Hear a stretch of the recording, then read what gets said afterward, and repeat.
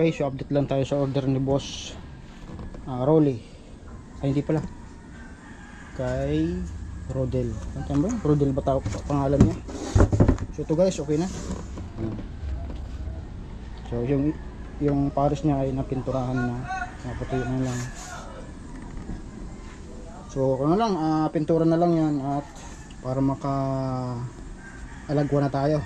So sa susunod nating project, susunod nating gagawin ay 12 inches din na pares. So, dalawang box 12 inches. Yan. R-shape din siya. Ganyang design din. Yan. The next day.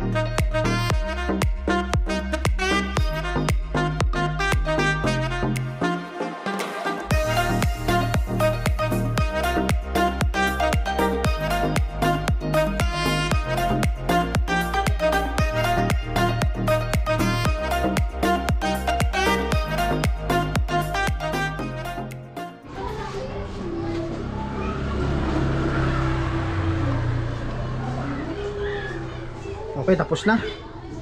So ito yung setup ni Bossing. So shout out kay Bossing. Nakalimutan ko pangalan. So yan sir, okay na yung order mo. Yan, kakatapos lang namin. Init-init pa. Ayan. Okay, ito yung ginamit niya. Mid-high, yung luma niya concert na 300 watts. Tapos Titan 350 watts ang ginamit natin tweeter dyan. Tapos yung para sa RCF natin, nilagay natin dyan ay crown. Ayun, crown. So 300 watts din na woofer. Okay, so yan na.